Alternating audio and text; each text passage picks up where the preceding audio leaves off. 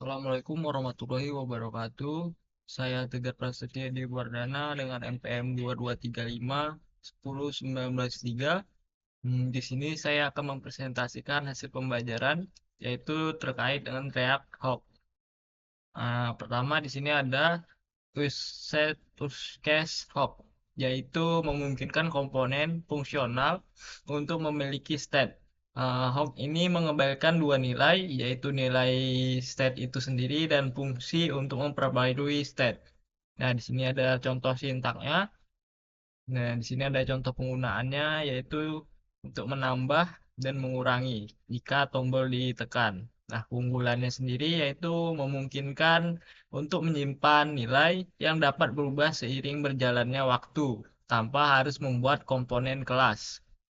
Kemudian yang kedua ada use effect hook, yaitu digunakan untuk menangani efek samping seperti pengambilan data, memanipulasi DOM, atau pendaftaran event. Kemudian efek ini dapat dijalankan setelah render atau saat dependensi berubah. Nah, di sini contoh sintaknya. Nah, di sini kita akan mengimpulkan kodenya di sini di efek. Contoh penggunaannya di sini yaitu memperbarui setiap detiknya. Dia akan menambah misalnya timer sekonnya berapa, nanti nambah terus sampai 1000. Nah, di sini keunggulannya yaitu mempermudah pengelolaan efek samping di dalam komponen fungsional. Kemudian menghindari duplikat kode karena dapat menangani berbagai macam efek dalam satu tempat atau fungsi yang sama. Kemudian yang ketiga ada use context hub, yaitu digunakan untuk mengakses nilai dari konten API tanpa perlu menggunakan consumer. Ini berguna untuk berbagai data antar komponen tanpa prop dribbling. Nah, di sini contoh sintaknya yang ini. Nah, contoh penggunaannya. Nah, di sini untuk merubah tampilan. Kemudian keunggulannya mempermudah pengelolaan state global tanpa harus melakukan prop dribbling. Yang keempat ada use reduce hop, yaitu digunakan untuk mengelola state yang lebih kompleks dengan menggunakan fungsi reduce yang menangani aksi tertentu. Nah, di sini ada contoh sintaknya. Nah, di sini ada contoh penggunaannya. Yang di sini ya sama untuk ketika ditekan dia akan menghitung masukannya. Nah, di sini sangat berguna ketika state yang dikelola menjadi kompleks atau ketika ada banyak aksi pengaruh state tersebut. Nah, yang kelima ada usewrap hop. Ini digunakan untuk menyimpan nilai yang tidak memicu render ulang, seperti referensi ke dalam DOM atau nilai yang ingin dipertahankan antar render. Nah, di sini ada contoh sintaknya, kemudian contoh penggunaannya. Nah, kemudian ini dia kalau di klik dia akan fokus gitu. Kemudian yang selanjutnya ini keunggulannya mempermudah pengelolaan state global seperti tema atau autentikasi. Nah, yang keenam ada implementatif handle hop, yaitu digunakan untuk mengubah nilai atau fungsi yang tersedia saat komponen digunakan oleh komponen lain yang merujuk pada biasanya digunakan bersama atau dengan forward wrap untuk memberikan kontrol lebih lanjut terhadap referensi yang diteruskan. Nah, di sini contoh sintaknya yang ini. Nah, ini contoh penggunaannya untuk membuat komponen dapat mengubah warna latar belakang dari komponen lain. Nah, di sini bisa forward nanti akan jadi merah dan resolusinya. Nah, keunggulannya memudahkan kontrol atas referensi komponen anak dari komponen induk. Sangat berguna untuk interaksi yang lebih mendalam dengan elemen DOM atau fungsionalitas komponen. Nah, yang ketujuh ada use layer out effect hop. Nah, ini mirip dengan user effect. tetapi dijalankan segera setelah DOM diperbarui sebelum browser menggunakan perubahan ke layar. Biasanya digunakan untuk mengatur layout yang memerlukan sinkronasi dengan DOM sebelum render. Nah, di sini contoh penggunaan sintaknya. Nah, di sini contoh penggunaannya itu untuk mengukur ukuran elemen DOM segera setelah rendernya. Kemudian keunggulannya berguna untuk mengatur UI yang perlu memperhatikan perubahan layout secara langsung sebelum komponen ditampilkan. Nah, yang ke-8 ada use insertion effect hook.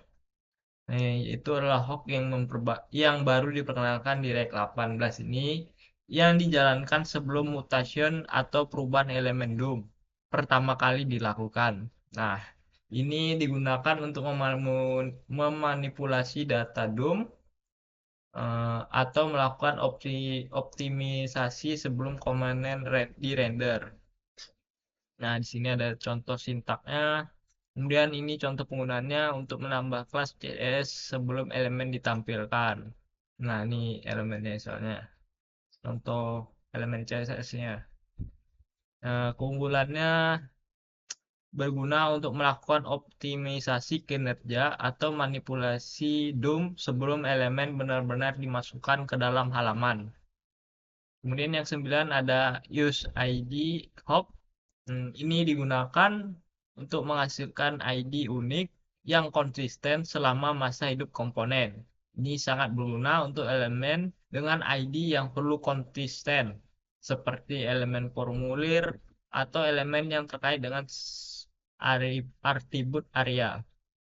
Nah, ini contoh sintaksnya. Kemudian contoh penggunaannya yaitu untuk menggunakan ID use ID untuk memastikan ID unik pada elemen formulir. Nah, sini dia akan memasukkan ID ya.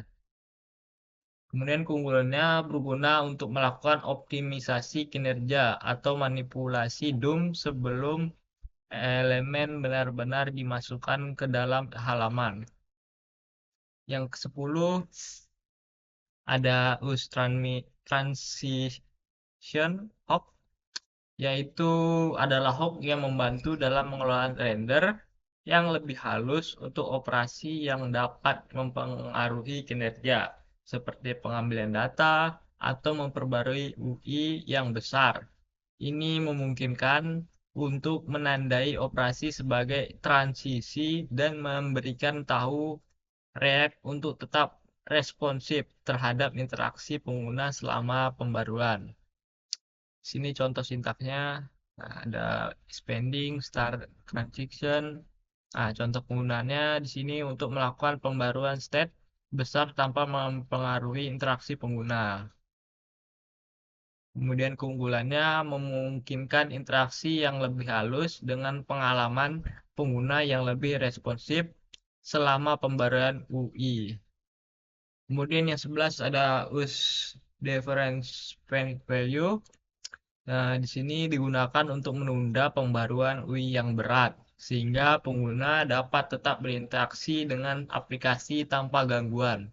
Hook ini memanfaatkan use transaction untuk menunda pembaruan sampai render utama selesai. Nah, di sini contoh sintaknya. Nah, di sini contoh penggunaannya untuk melakukan pembaruan state besar. Kemudian keunggulannya sendiri yaitu mengurangi gangguan visual pada antarmuka saat melakukan operasi berat, memungkinkan pengalaman yang lebih lancar. Kemudian ada yang ke-11 yaitu use syntax extension internal stores.